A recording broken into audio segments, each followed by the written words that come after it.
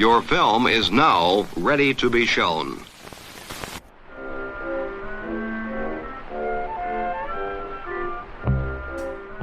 Good morning.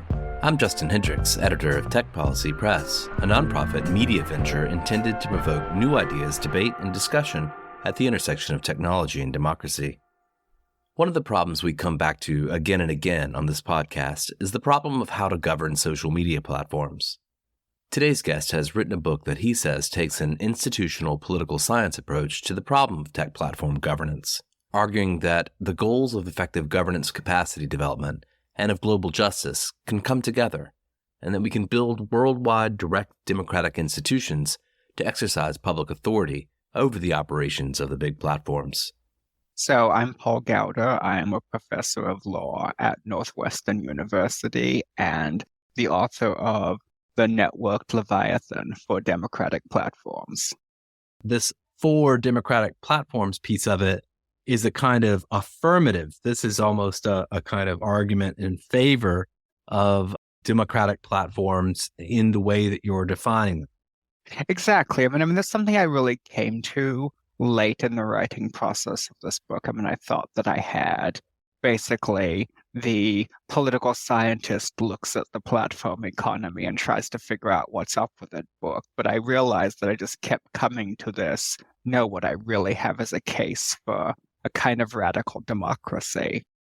So this is about reimagining how social media can work, reimagining in particular how the big platforms can work on the globe in the future.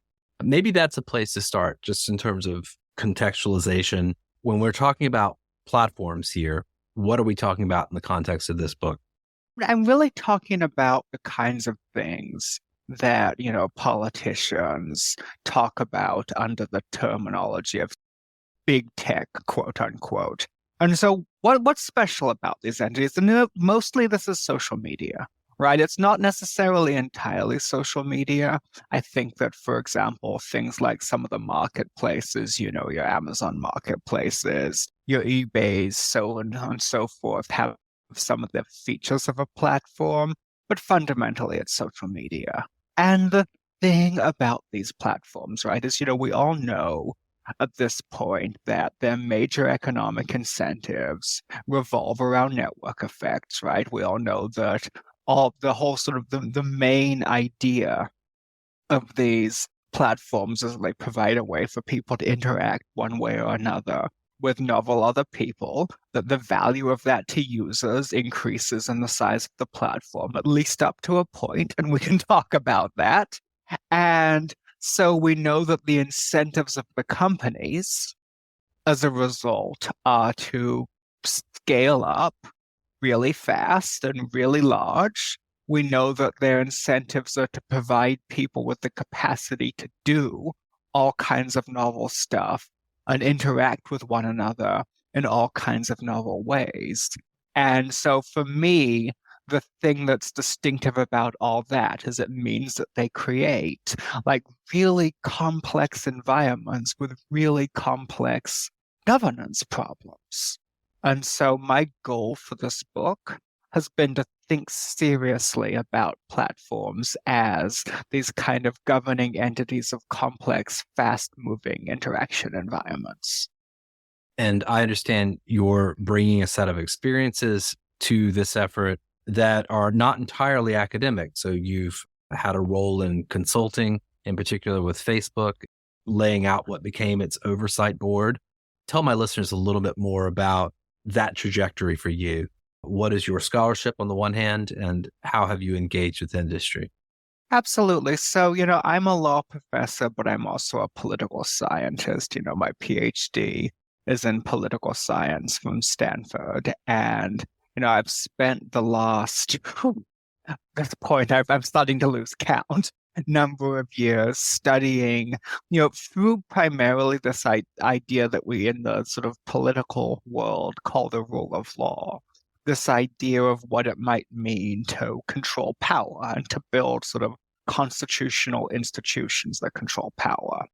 And so it turns out, this is really one of those serendipitous things that I think, really tends to get one on whole new sort of intellectual tracks is in 2018.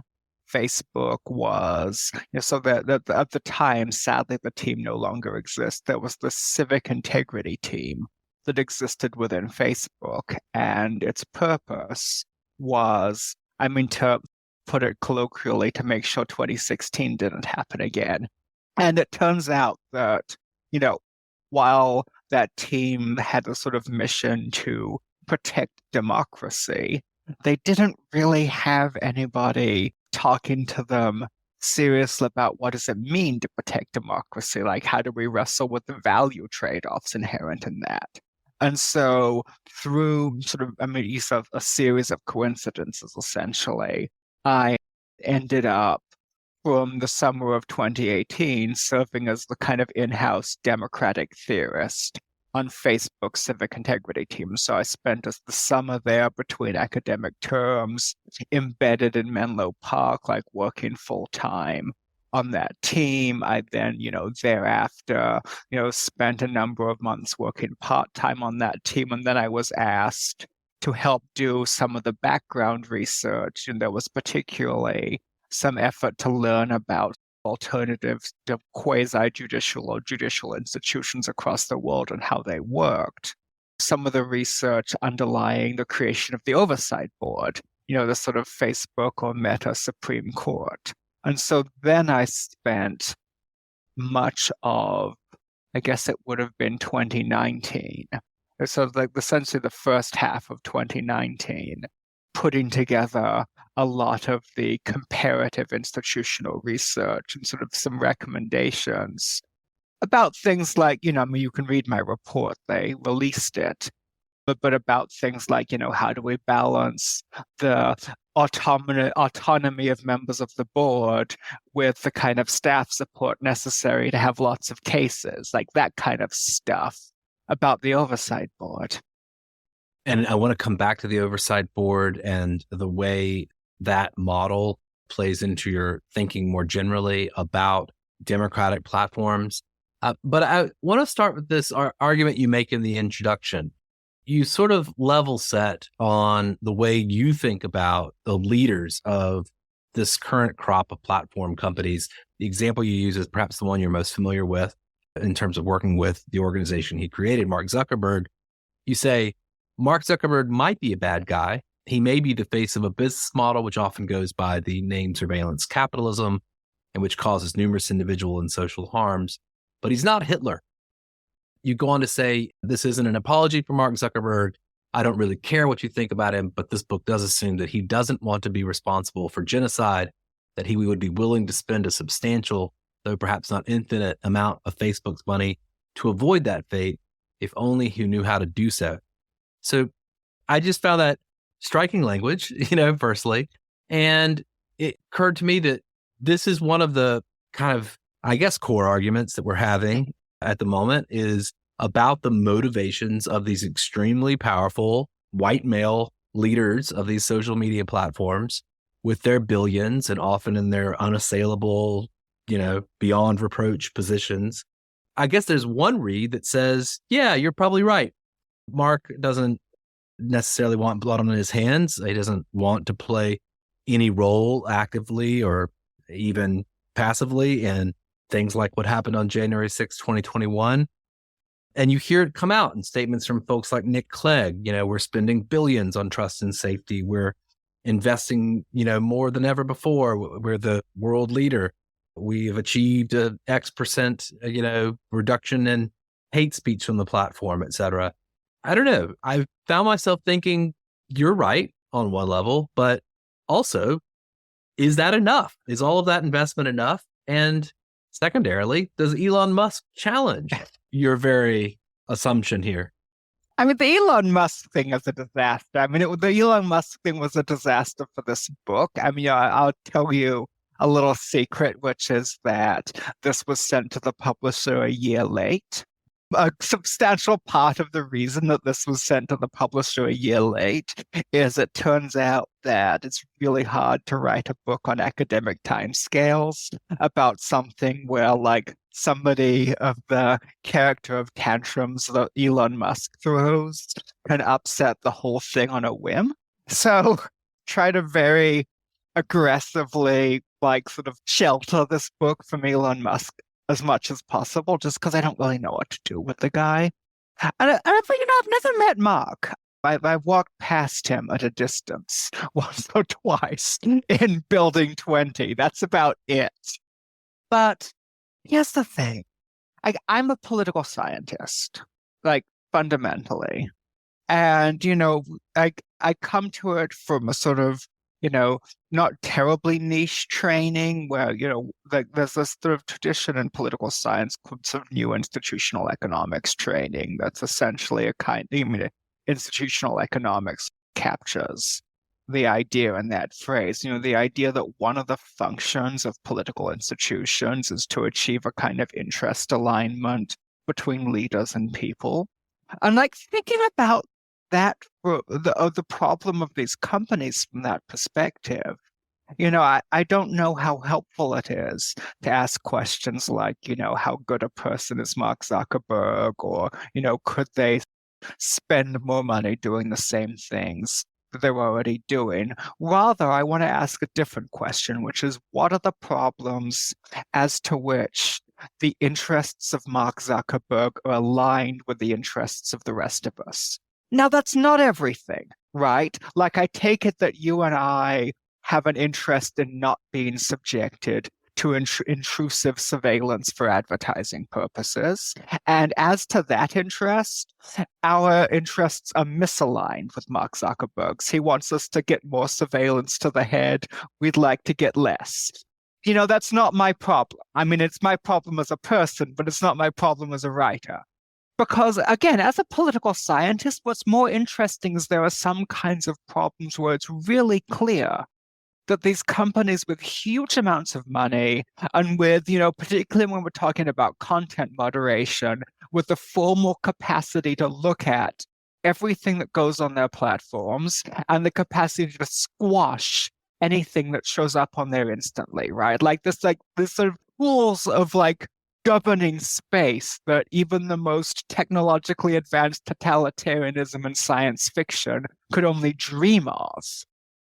And yet, even though it's really bad for Mark Zuckerberg for there to be genocides facilitated through Facebook, it's going to cause, it subjects him to huge amounts of regulatory risk. It subjects him to the risk of people fleeing the platform. It subjects him to the risk of advertisers fleeing the platform. Same with, AI generated, like, Nazi advertising categories that ProPublica keeps coming up with, right? Like, this is something that's bad for Mark Zuckerberg in the sort of most brutish, like, bottom line pocket ways, as well as pocketbook ways, as well as in the case of the Myanmar genocide, like being a basic human being who's not Hitler kind of ways. And so it's a real puzzle, right? Like, as a scholar who thinks about governing institutions, like, for me, that's what I want to write about, because it's just mysterious why this stuff that nobody wants, including the people who run the platforms, still can't be gotten off the platforms. I'm going to come back to some of those disasters because you focus in particular on Myanmar, also on January 6th. But you are essentially trying to connect a bunch of big ideas here, right? You've got reference to your influences, Ostrom on polycentric governance, Hayek on the problem of knowledge, Jane Jacobs on urbanism, John Dewey in particular, it seems, on democratic experimentalism and the problems of the public. What are we trying to do here? You're trying to lash together a variety of ideas into something for the social media age. Yeah, I mean, I'm trying to figure out the problem, right? In other words, we can't come up with solutions until we understand the problems. And, it turns out that we don't have centuries of study of social media, because social media has barely existed. Like, I mean, maybe you could call it 20 years, right? Like, when was Friendster? Just about 20 years ago. Like, that's as long as it's existed. But what we do have is we have a whole lot of other knowledge that we've developed painfully over centuries of another context where it turns out you've got people who, in many cases, have interests aligned with the people they're governing, trying to manage these like spaces where the whole point of the spaces that you're managing is to like create lots and lots of novelty to allow people to do stuff. We call it like all of political science, right? So think about the city. How do we tell? I'm going to sound sort of very Richard Florida-y here, and I'm okay with that. But what's the difference between a city that's successful and a city that's not, right? I mean, a city that's successful has like a strong economy. How does it get a strong economy? Well, it attracts businesses and people to be there. How does it attract businesses and people to be there? Well, it gives them the opportunity to do lots of stuff. Okay, how do cities maintain a process of holding on to a strong economy over time? Well, they do so with network effects, right? Like good employers are going to draw workers, lots of available workers are going to draw workers. It's more valuable to employers to the extent workers and amenities are there, right? I mean, it's exactly the same thing, like the same underlying dynamic that drives platforms, drives the city, indeed drives any kind of governance. And so, really, what I'm trying to do, I'm not trying to lash together ideas at random, right? What I'm trying to do is I'm trying to say, okay, like, here are these characteristic problems of governance that thwart people who, like, really want to do good at it, right? People who really want to have a city or a state that can have like horrible stuff not happen, but they struggle to keep the horrible stuff happening because of these characteristic problems. Here's what we've learned about those characteristic problems and the kind of things that we can do to solve them. Okay, can we apply those insights to the platform context? So this is about how we organize governance, how we create incentive structures, systems. But you point to the problem of the diversity of contexts. I teach a class at NYU at Cornell Tech called Tech, Media, and Democracy. And I have students, of course, here in New York who come from all over the world. One of the things that they bring to the class is their own individual perspectives from the nations that they're from. And they quite often don't agree. I see it in them. And you talk about this, the idea that different cultures, different states, different conditions, economic, political, religious, every other form of lens we could put on it, such a myriad and diverse set of ways that these types of problems come forward. How do we ever square these with these big global platforms? I mean, this is really part of the heart of the problem, right? And there's the heart of the problem in two ways. So way number one, I've got this whole chapter on what I call the problem of platform knowledge, right? And this is the sort of idea when you say big global platforms, like it's really hard. And this is something, again, that has been fleshed out a lot in the context of governments, that, we've got a sort of central governor. It's really hard for them to know and understand what's happening on what to them is the peripheries, right? And so when you think about Facebook and Google, I guess Meta and Alphabet, we have to call them now, right? Like they're sitting there, the overwhelming majority of their people are in Menlo Park and Mountain View, and they really don't have a lot of access to what's going on, either factually, right? Like think about, finding out that there's incitement for a genocide going on in Myanmar, but also like what I think of as interpretively, right? So there's, all of these scandals, right? Like every few years, it seems, somebody posts a picture of like, women from an indigenous tribe like doing a dance with bared breasts, and it gets taken down as part of some nudity policy, where the sort of idea is that like people in Menlo Park are just not capable of effectively making decisions about whether something is pornography or a culturally significant dance about somebody in the an island in the South Pacific. It's just not like realistically possible. So that's like part of the problem. So say one more piece, right? Because there's so many complexities in this.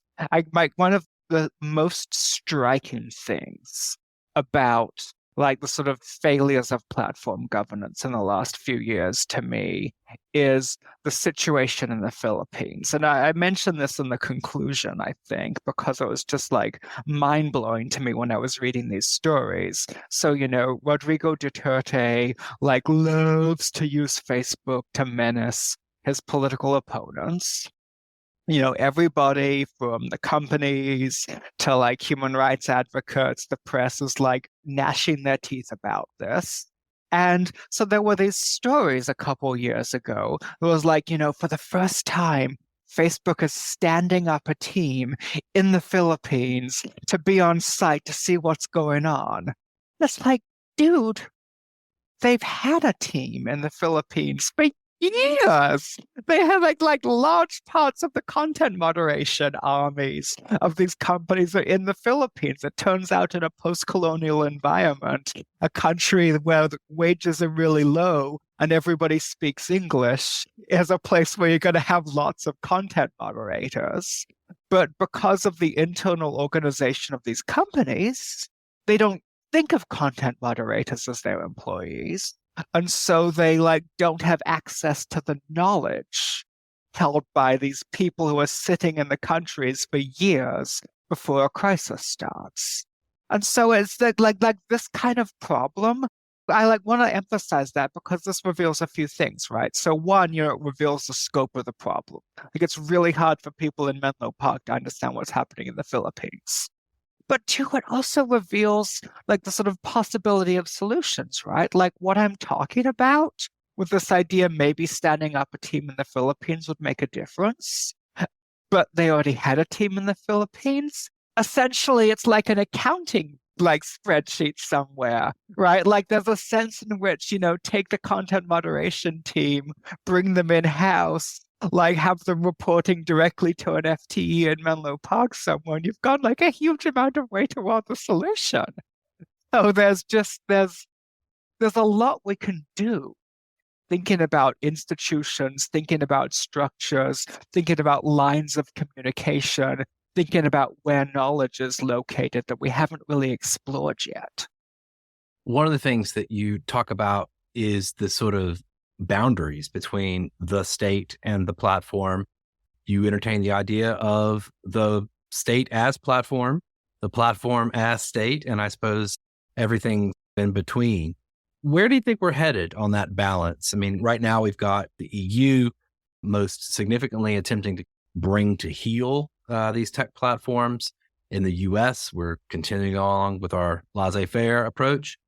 And then you've got, of course, other efforts around the world, India, maybe a slightly more autocratic or authoritarian effort to bring Facebook and Twitter to bear in the interests of the state. Where do you think we're headed on that intersection?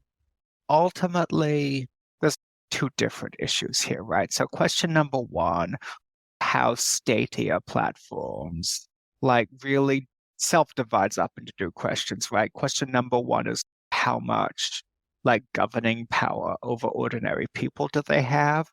And I mean, I don't really see that decreasing in the foreseeable future.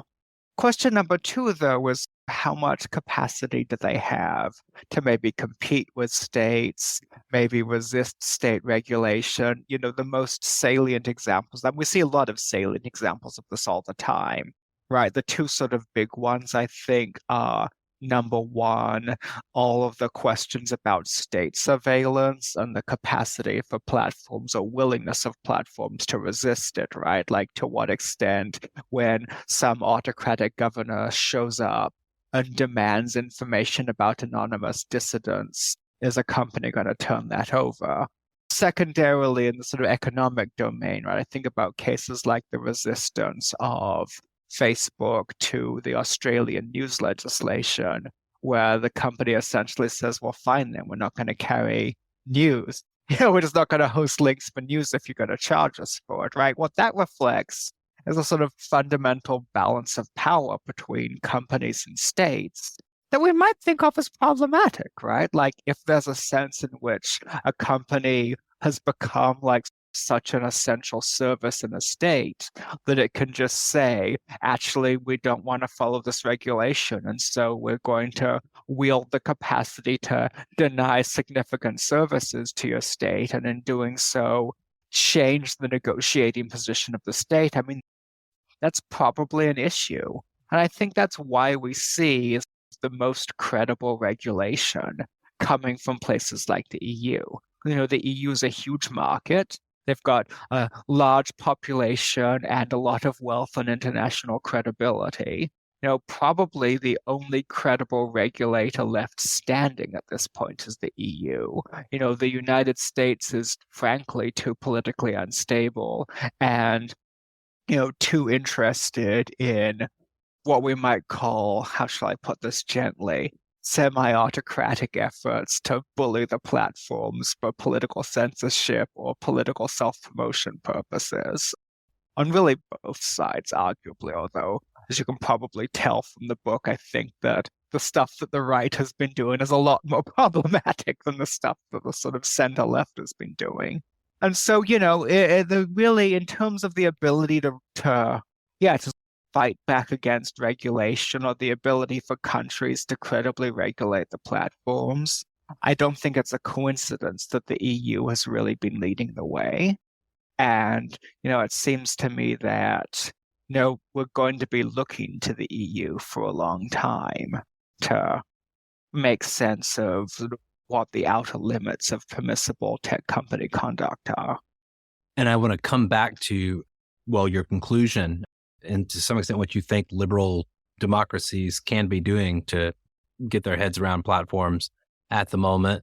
But I want to talk to you specifically about this question of the role of platforms when it comes to cross-cultural or intercultural social conflict. I mean, this seems to be at the core of what a lot of folks are arguing about at the moment.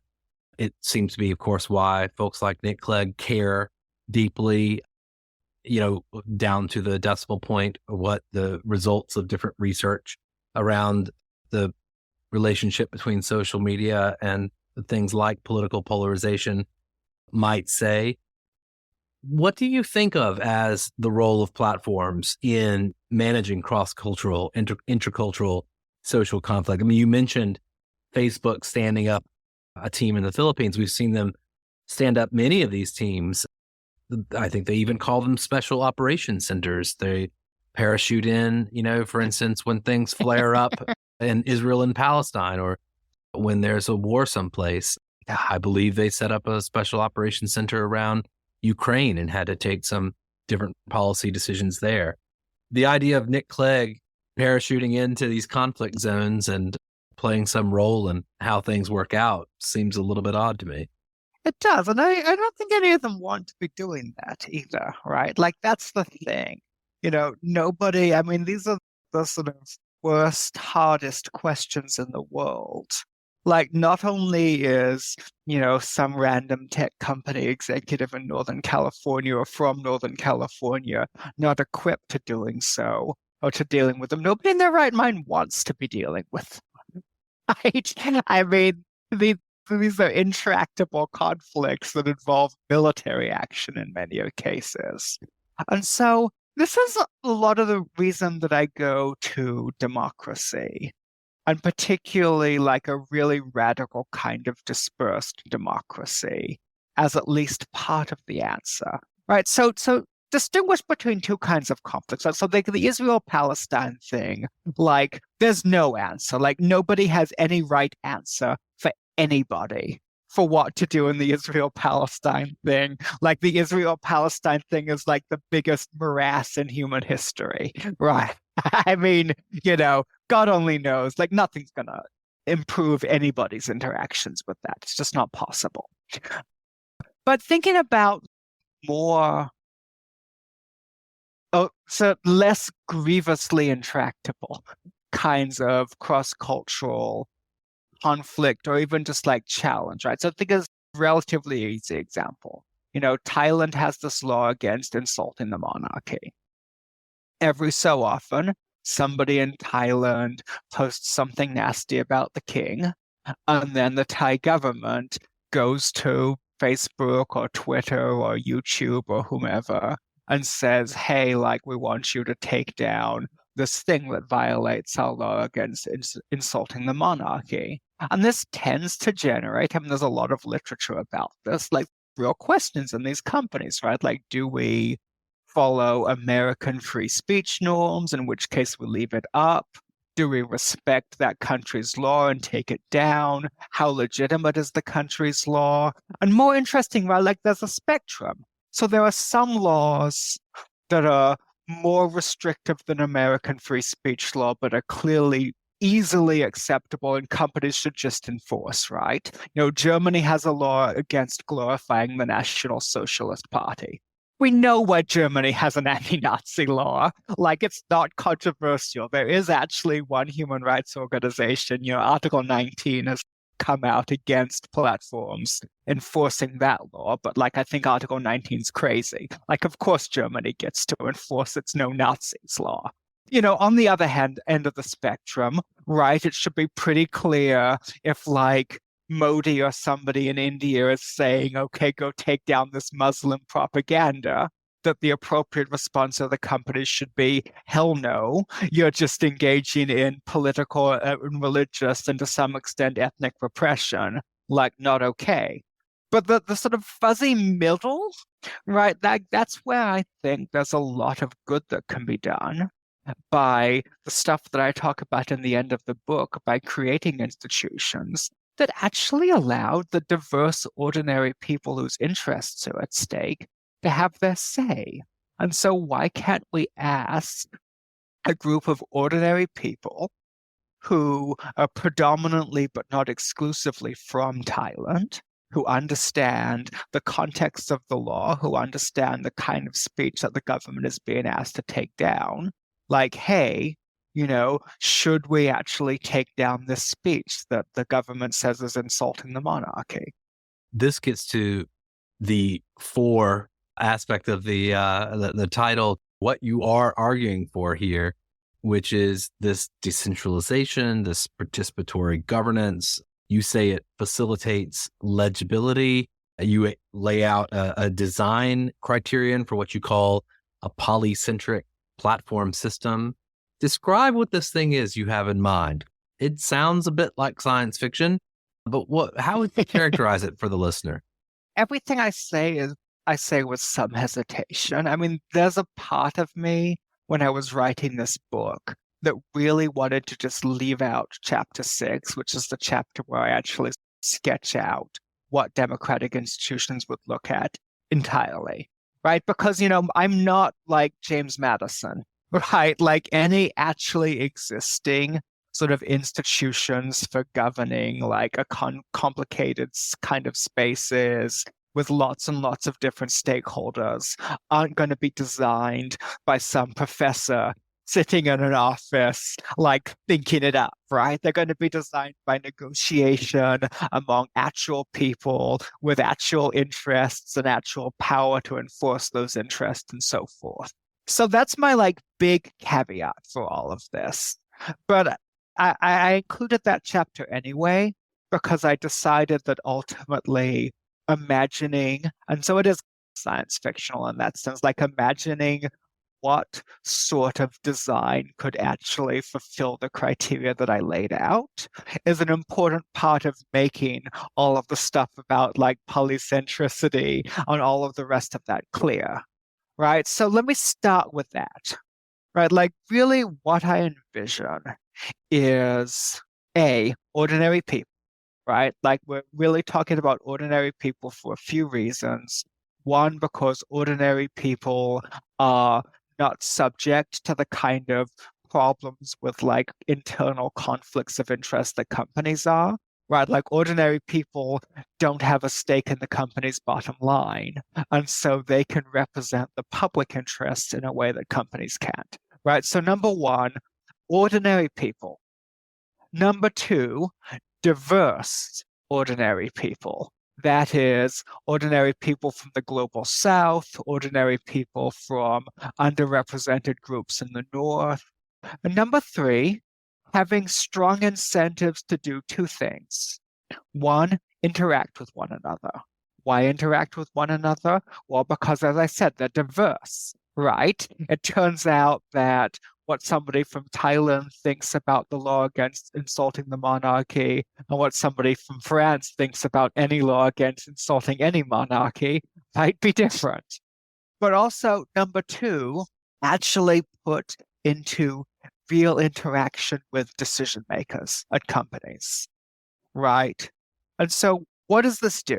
If we take diverse, ordinary people, have them talking to one another, and have them in interaction with decision makers at companies, well, that does a few things, right? So, number one, it means this thing that I call the problem of knowledge gets a lot simpler, right? In other words, if something awful is happening in Myanmar or the Philippines, if ordinary people in Myanmar and the Philippines have a realistic way of communicating with people who are high up in Facebook and Twitter and so on and so forth, then there's a significantly greater chance that those people can actually make that information known to, because remember, like Facebook and Twitter, I mean, leaving aside Twitter, because God only knows what Elon wants, but like Facebook and Google and all the rest don't want genocide blood on their hands. And, we have lots of evidence from actual investigations of the Myanmar genocide that just like Facebook not having any clue what was going on and having no good way to find out was a big part of the problem. So we can solve that. We can actually, we can't solve it completely, but we can go a large part of the way to solving it. But, one of the things that political scientists know is that merely telling people, hey, you've got interest and you've got a mouthpiece to communicate that doesn't necessarily achieve anything. Why doesn't it achieve anything? Well, for two reasons, right? And they're both about incentives. Number one is the people need some actual incentive to put their knowledge to work. Number two is the people with authority actually need some incentive to listen. So, okay, now we have to change things a little bit. Now we've gone from ordinary people having a way to communicate with companies to ordinary people having some leverage over companies, right? Ordinary people actually having an enforced role in things like content moderation so that they have an incentive to do a good job and communicate what's going on because it's effective. And so that company leaders have an incentive to listen. And that also contributes, I claim, to solving the second big problem, which is this kind of internal conflict of interest problem, right? The fact that, it may be the case that Mark Zuckerberg doesn't want January 6th to happen, but Mark Zuckerberg is also scared of Steve Bannon and scared of the FCC talking about making regulations to take away Section 230 immunity and all the rest. And so, again, empowering ordinary people who don't give a fig about the company's bottom line also mitigates this problem by giving people who have what we can think of as pure public interests as opposed to conflicted public and company interests, real leverage over outcomes in these difficult problems. So that's the heart of the idea, is ordinary people know things and they have better incentive than companies. And so if we can build institutions, and I'm radically agnostic about what those institutions ultimately look like, even though I sketch some out in this book. If we can build institutions that give them leverage over company outcomes, then they can communicate their information and help shield companies from these conflicted incentives. And then maybe we can get some progress on some of these really huge problems on platform governance. I have many questions. I wish we had time to get through all of them. But, there are other folks out there arguing also for decentralization, but their notion would be, why do we need a company? Or why do we need a centralized power like what you see with Facebook, like what you see with Twitter? why not a federated structure? Why not something that devolves the thing entirely? Do you see merit in that approach as well? Oh, absolutely, right. So I think I do want to say that there are some advantages to centralization, or at least quasi-centralization, right? There's at least two of them. One is simple economies of scale, right? Like it turns out that a lot of stuff, particularly when we think about things like content moderation, I mean, that's expensive. Things like the use of machine learning and content moderation has never achieved the potential that people keep promising for it. But, assuming that we can get a little bit closer over time, right? Things like data sets to train that stuff on, just the sort of sheer number of people necessary to look at content, right? I mean, that's all stuff where there are substantial economies of scale. And, it's not impossible to think about how that could fit in a federated framework, right? You might imagine that we could even see the sort of rise of like content moderation, like middleware, or content moderation, like service providers that could make use of those economies of scale and provide them across a federated environment. I mean, I think that would be great. But the other thing, and the thing that really worries me, and it's also what worries me about the sort of like antitrust break 'em up strategy that you see so much in the US, is the problem of like different incentives across companies that have to meet mass markets and companies that don't. I mean, put more bluntly, right, like Facebook has strong economic incentives to get rid of the Nazis because Facebook has to like have a platform that Pepsi is willing to advertise on. The same is not true of Parler, right? Because Parler is a much smaller company with a much more niche audience. They don't have the same kind of economic incentives. And so I think that Parler's incentives are less well aligned with the rest of us, with the public interest, than Facebook's are in that case. And so I do get a little concerned about whether federation, I mean, again, the devil is in the details, right? Like, I think a lot of the people who advocate the sort of like mastodon-y kind of federated systems think that we can replicate a kind of incentive to follow the public interest through the idea, if like somebody makes a Nazi server, then everybody else will just defederate with them. I mean, like, if that's true, that's awesome. Like, I'd like to see that play out in real life and see some evidence develop before I think it is true. But if it is, that would be great. There's a little more kind of like anarchy curious aspect of that. And anarchy yeah, in the chaos kind of general like a Robert knows it kind of way. Yeah. Absolutely. Yeah. I want to ask you about just a couple of specific things. Chapter 4 focuses in part on what you call the problem of Donald Trump.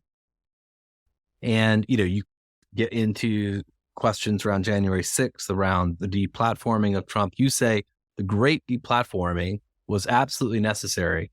So I suppose I'll put to you, having done this book and thought about these things, what about the great replatforming that we've seen over the last few weeks? Here we are in this moment where this would-be despot is once again potentially putting people in harm's way. How does that square with your thinking? I don't love it. I mean, it's not as easy a question, right? So, like, the thing about the great deplatforming is there was an active, like, literal attack on the Capitol happening, right? I mean, it doesn't take, despite the fact that, I mean, it honestly, like, really blows my mind how much people seem to want to, like, whitewash January 6th. I mean, it wasn't that long ago at this point. It's only 2.5 years ago, but here we are. But I mean, the simple fact of the matter is that there was like a genuine attempt to threaten the peaceful transfer of power in like the world's like richest and most powerful democracy. I mean, that's like nuts. We should be talking about that in the same breath that we talk about like the fall of Reconstruction. Oh, wait, we don't talk about that either. It was the easiest possible case for like platforms intervening on a sort of live political event to be like, hey, guy who's like giving these sort of mealy mouthed speeches that sort of half say go home, but also say, oh, you're so wonderful. I appreciate your bravery with the stolen election, right? No, I mean, that needed to stop. The replatforming, right? So I have a lot of thoughts about that. One of them is, and then, this is my, like, I'm going to hijack this, and, like, take it into chapter 5 a little bit, is I do think it's really good that it happened pursuant to, at least on Facebook, the sort of well-organized, like, system of rules that the Oversight Board helped create. I think that the Trump thing really vindicates the Oversight Board. And, I can go on about this for a while, but, the idea that the Oversight Board could both like hold on to the sort of emergency action, but at the same time, like help build a system of rules to actually guide the decision making going forward. Well, how do we wrestle with this problem of Donald Trump? Right? Like that's the sort of ideal of what a court-like entity could do. And I'm just like really happy that it went that way. I mean, in a way that sort of commits me to at least like half endorsing the replatforming, even though I think that, Donald Trump is a menace and like frankly, every news story that comes out that says here's some other group of Republican voters who's still deluded into thinking that he won the 2020 election just like makes me even more scared. And so, yeah, I'd say that like the sort of problem, the ongoing problem of Donald Trump is a really hard one. I mean, the good thing for me is that in some sense, like a large part of the premise of the book, right? The global democracy includes America. And so to some extent, the question of the Donald Trump issue on the platforms is not one that I should be single-handedly solving. It's also not one that Mark and Elon and all the rest should be single-handedly solving. Well, speaking of Elon Musk, and his interest, I suppose I'll ask you about one other thing which, didn't have an opportunity to make it into the book given the timing of it. But I guess two related things. You've got, on the one hand, disclosures from Twitter about conversations that were going on between the platform and the federal government. You've got, on the other hand, Missouri versus Biden and these state attorney generals from Louisiana and Missouri who have, essentially sued the federal government, the Biden administration, for their interactions with the social media platforms. I don't know. What do you make of these events? Yeah. Is there something that you wish you could go back and write something into the book that would address this phenomenon? Again, we're talking about one of the more difficult problems, right? Like, the US has a robust free speech regime. And like there is a point at which, like people who study this call it jawboning, right? Like there's this point where like we've got a regulated industry and the government like doesn't have the authority to make the regulated industry do something, for example, because the government like would violate the First Amendment if it did so. But the government has like lots of other regulatory leverage over that industry and lots of just like interpersonal ties between, there are people moving back and forth, there are lobbyists all the time, right? And so the government just sends people to be like, hey, buddy, no, we'd really like you to do this. We can't make you do this, but we'd really like you to do this. And I think that's generally recognized as bad, right? I mean, I have some sympathy for the objections to this jawboning from the right. But again, that sympathy is limited, right? Because at the same time, like the government is allowed to solicit voluntary compliance with things, right? The government is allowed to say, like, hey, we think that this is a really bad idea and it's dangerous and we can't regulate it, but we damn sure can explain why we think it's a really bad idea and dangerous, and then let you, private industry, make your own damn decisions. But again, I'm going to fall back to democracy for this, because I think to the extent jawboning is a problem only because the people who like run companies have incentives to go along with the government that are not the same as the incentives they have to do the right thing. Right? They always have to worry, is the FCC going to mess with Section 230, which they probably don't have the authority to do, but let's pretend they do, right? Is something, they always have to worry about that.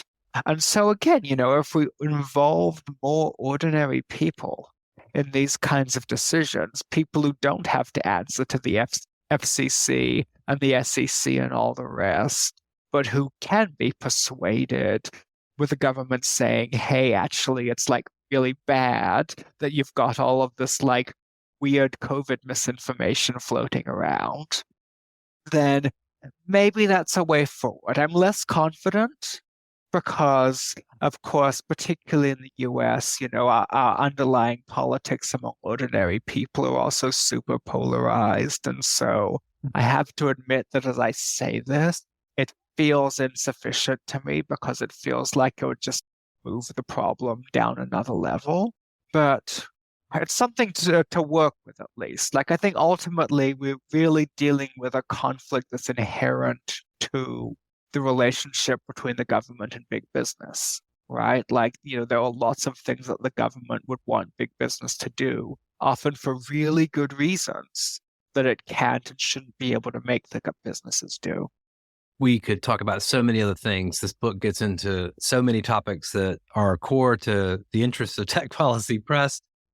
But I guess I'll just ask you about that last chapter. I understand as we're recording this, it's August 22nd, August 25th, I believe, the Digital Services Act comes into effect in the EU. A new sheriff is officially on the block with regard to platform regulation. What do you think liberal democratic governments can do now? What should they be doing? And should we put a lot of hope in the DSA to potentially corral some of the problems we've discussed? What the EU does is oftentimes not perfect, right? Like, I think, for example, a lot of the privacy stuff that they've done, I mean, while it's been nice, it's either been like overbroad or ineffective. So, at the same time, like, the EU's been working really hard on the Digital Services Act, right? I mean, there's just so much consultation. One of my other hats that I wear is that I'm involved in the Integrity Institute, which is a nonprofit for like people who've worked in these kinds of spaces. And, the Institute has been offering like a lot of expertise to the EU. Lots of people, lots of organizations have been like in the loop on things like the Digital Services Act. And, I think the EU, as I said, it's a really credible regulator. It has a lot of power. This is really thoughtful stuff. Is it perfect? No. Like, do any of these things perfect? No. But on the whole, I think I'm gonna say I'm skeptical and bullish at the same time on the Digital Services Act, right? Like, bullish because they did, put a lot of thought into this and they do have credible regulatory authority. Skeptical because I don't know, like, fundamentally, it still seems to me that all of these kinds of, okay, like, here are some like concrete things that the companies have to do, here's this transparency piece, right? Like, here's this piece about like how long you have to do X and do Y and so forth, right? Like, all of this stuff is addressing the symptoms rather than the problem, right? And so, toward the conclusion of this book, I talk a bit about what states can do to actually directly address the problem rather than do whack-a-mole with the symptoms, right? So when I think of regulation that entities like the EU really should be exploring, I think, go back to those content moderators in the Philippines, right? Like, I think that workplace regulation to empower the groups of workers that are likely to be much better at having an input in these kinds of governance decisions than the companies are, like requiring them to treat content moderators and other kind of contractors as real employees has more potential, right? I think like subjecting companies to human rights law directly, and hence like giving even stronger incentives on company leaders to do more work because we're like focusing on the outcomes rather than some things like transparency measures is likely to be more effective. I'm happy that the kind of work that goes into the Digital Services Act is happening, but I support more root and branch reform efforts. Well, unfortunately, we will have to leave it there. I wish we had another hour to go on about this, but I will commend Tech Policy Press readers to this book, The Networked Leviathan, 4 Democratic Platforms in the Affirmative.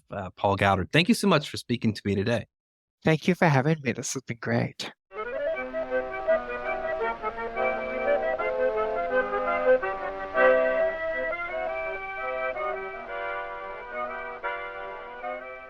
That's it for this episode. I hope you'll send your feedback. You can write to me at justin@techpolicy.press. Thanks to my co-founder, Brian Jones, and thank you for listening.